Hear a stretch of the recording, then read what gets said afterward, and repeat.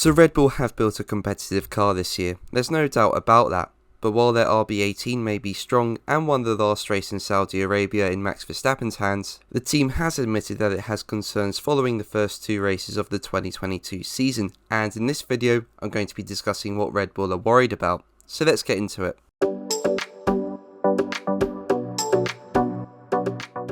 Now before we begin, if you enjoy the video make sure to leave a like and also subscribe for more Formula 1 content. But let's get into it, and the area which Red Bull are worried about is the power unit. This year the team have their own powertrain division after taking over the running of the power units from Honda, who left the sport at the end of 2021. But despite leaving, they still support the project, and the power unit does look strong this year. Whilst the low drag setup helped Red Bull secure such a big top speed advantage over rivals in Bahrain and Jeddah, the engine is certainly producing a lot of power this year, but while the power unit does look strong, there has been issues related to it. Firstly, Max Verstappen and Sergio Perez both retired from the season opening race due to suffering a lack of fuel pressure, with a vacuum preventing the pumps from drawing fuel and delivering it to the engine. And sister team AlphaTauri, who used the same power unit, also suffered a retirement with Pierre Gasly in Bahrain after a suspected battery failure triggered a fire at the back of his car. And then in Jeddah, teammate Yuki Tsunoda lost power on his outlap on his way to the grid, meaning he did not start the race. Now whilst the fuel issues that hampered Red Bull in Bahrain have seemingly been fixed, the problems that AlphaTauri have faced seem more complex and aren't yet fully resolved.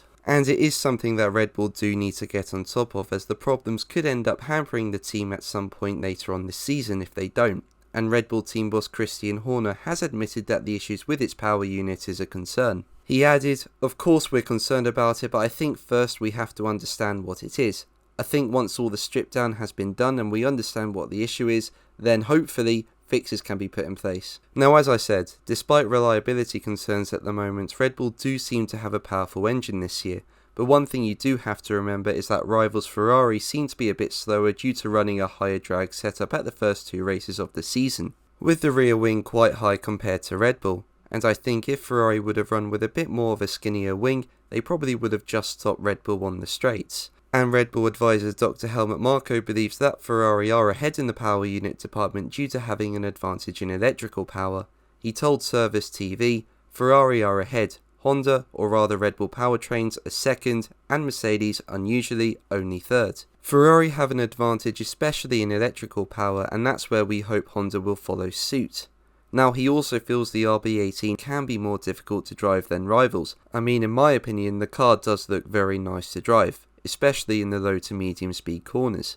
But nonetheless, if I was to compare it to the Ferrari, the F175 does look more planted, especially through the high speed corners. And Marko feels Ferrari do have a bit of an advantage, saying, "The advantage of Ferrari is they are fast straight away with every tyre and at every temperature. That shows the car is more good natured. We have perhaps the more difficult car, a prima donna, but if you can get it right, the potential is there." But guys, what do you think of the RB18, and do you think the power unit is reliable enough? Let me know in the comments below. But that's going to be the video from me today. Thank you ever so much for watching. Make sure to like and subscribe for more videos, and until the next one, take care